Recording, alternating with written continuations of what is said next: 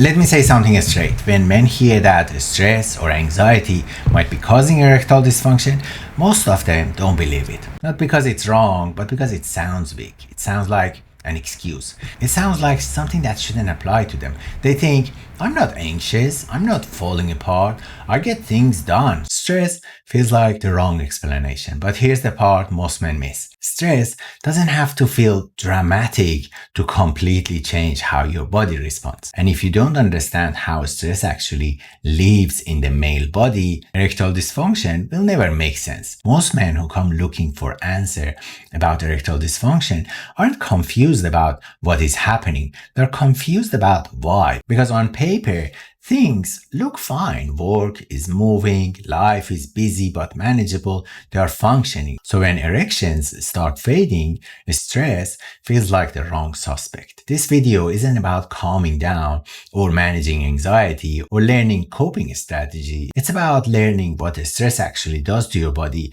when you're not aware it's there. Because for a lot of men, erectile dysfunction is the first sign that the system has been running in the red for a long time. Here's the resistance I hear all the time. I'm not stressed like that. I'm not anxious. I'm not panicking. And most of the time, that's true. Men don't experience stress the way it is described in articles. They don't sit around feeling nervous. They don't feel fragile. They don't feel overwhelmed in obvious way. For men, stress often feels like pressure, responsibility, alertness, being switched on, being needed. It feels like carrying things quietly.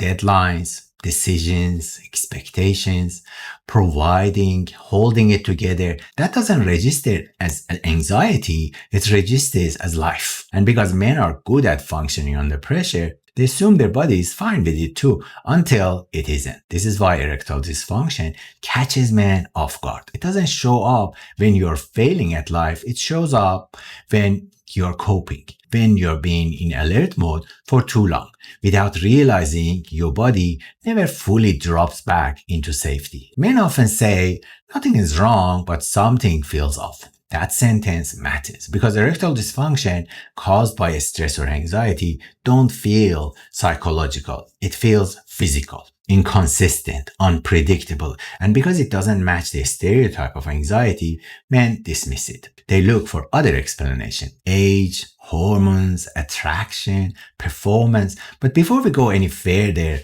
let me ground this. If you want to orient yourself before jumping to conclusion, the ultimate vitality check below can help you clarify which system is most involved for you right now. Not to label you, to see where the load actually is, because the real issue isn't whether stress exists, it's what your body has been doing with it for longer than you realize. And that's what we need to look at next. Here's the part that usually clicks. Stress doesn't block erections directly, it changes priority. When your body senses pressure, it doesn't ask whether sex would be nice right now. It asks different question. What needs my attention? And for a lot of men, the answer has been the same for a long time. Work, responsibility, problem solving, staying switched on. That state doesn't feel dramatic, it feels normal. But biologically, it's not neutral. When your nervous system stays in alert mode, it keeps the body ready to think, ready to react, ready to manage. That readiness comes at a cost because alert system and arousal system don't run well at the same time. Most men don't notice this shift happening. They just know their body doesn't drop into intimacy the way it used to. Erections take longer. They fade faster. They feel unreliable. And because there's no obvious anxiety, men assume stress can be the cause. But the stress in men rarely shouts. It tightens. It keeps the jaw set. It keeps your shoulder up, the mind busy, the body half ready for next thing. That tension doesn't disappear just because you are naked. Your body doesn't flip a switch because you want it to. It follows priority. Here's where I want to put my medicine hat briefly. Erections are not essential function. They are permission-based.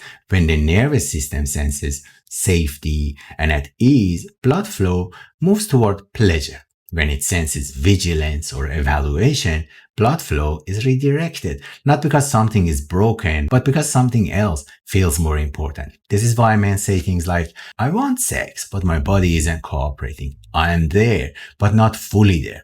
It's like I can't switch off. That's not psychological weakness. That's physiology responding to load. This is also why trying harder backfires. Effort adds pressure. Pressure increases vigilance. Vigilance tells the body to stay alert. So the harder you push, the more body resists. Not out of necessity, out of design. This is the part most men never get told. Stress-driven erectile dysfunction doesn't come from panic. It comes from not coming down from carrying responsibility for so long that the body forgets how to fully relax into intimacy. If you want a structured way to understand how pressure and anxiety interfere with erections, my free Heart Truth Masterclass walks you through this without fluff or therapy talk, just understanding. Because once you see what the stress is actually doing, a lot of self-blame falls away. And that leads to real risk, not the stress itself, but what happened when stress-driven ED gets mislabeled as something else. Here's where stress-related erectile dysfunction quietly turns into something heavier. Not because it gets worse overnight, but because it gets misread.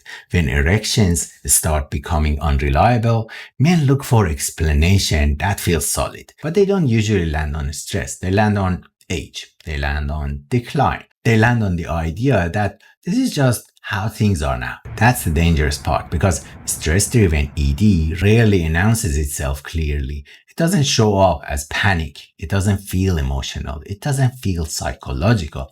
It feels physical, inconsistent, unpredictable. So men assume the problem must be permanent. They start adjusting quietly, initiating less, avoiding certain situations, lowering expectations, not because they have given up, but because they are trying to cope. This is how stress turns into a phase and then quietly starts to look like a condition. The problem isn't that the stress causes ED. The problem is that the stress creates patterns that don't get recognized early. Men don't realize they are still operating in alert mode long after the pressure that started it has become normal. So the body keeps responding the same way. And because no one explains this clearly, men start asking the wrong question. Is this erectile dysfunction, or is this just a bad phase? That question matters because the answer guides you what to do next. If you assume it's permanent, you brace yourself. If you assume it's temporary, you ignore it. Both can keep you stuck. If you want to orient yourself before jumping to conclusion, the ultimate vitality check below can help you clarify which system is most involved for you right now. Not to label you, to understand the pattern you're actually in. And if this question, bad phase or erectile dysfunction, keeps looping in your head, you need to watch this video where I explain how stress and pressure quietly create phases that feels permanent, even when they are not. Once you understand the pattern you're in, the path forward changes, not because the stress magically disappears, but because you stop treating a phase like a verdict. I'll see you there.